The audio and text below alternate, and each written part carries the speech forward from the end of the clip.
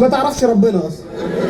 لا والله. اجنبيه. طب انت تعرف ان الست المصريه موفره في ولادتها عن الاجنبيه؟ ازاي؟ ما هي الاجنبيه لازم تولد في مستشفى 5 نجوم وتشوف نفسها وهي بتولد، لكن المصريه يعني ايه؟ تشتي ميه سخنه وحدقتين، العيل بينزل يخبطوا له على ظهره ويقوم على طول، مفيش مشكله. يا سلام بالسهوله دي. اه. دي اما بتيجي تولد المصريه بتفضح الدنيا. يا محمد.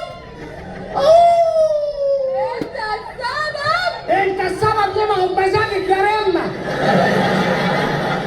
هو جابك من جبهه الدول. تمام. وتقعد تصوت وتفضح الدنيا، انما الاجنبيه الاجنبيه دي سيمفونيه خارجه من بقها، سيمفونيه بتولد وقاعده كده. اويه اويه اويه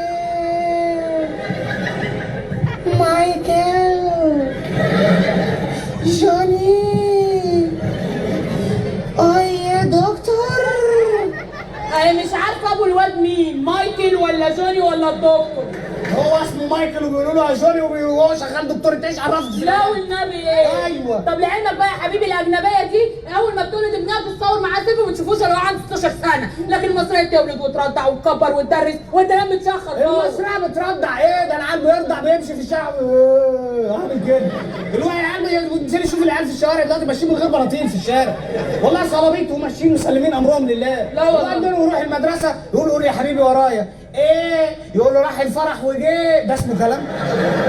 ده العيال باظت. ده على اساس ان الاجنبيه بترضع ملك تشيك مثلا يعني؟ ما تفهميش بقى ملك تشيك زبادي خلاط، ما تفهميش. طب بيرضع يطلع توم كروز. يا عم توم كروز انت عشان بس نجيب من ابو نايا ومن الاخر.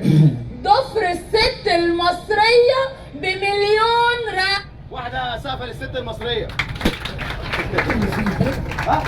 القريت اللي فيها انت مزقوق عليا عشان توقع بيني وبين القاعده كارما. لا والله. تمام قوي. لا والله ما تفهمنيش غلط. قولني بس ما تفهمنيش غلط والنبي. قولني عادل. انا كنت حاسه الفار كان بيلعب في عبي. فين؟ هو ايه؟ الفار. ايه ده؟ اشوف الفار. بس يا زيزو كلام عيب. طب اجيب الفار. طب معاك جبنه رومي؟ معايا. بس طيب. مش بس قوي.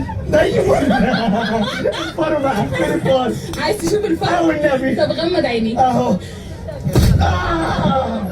البلا عرة الرجاله. شفت الفار؟ يلا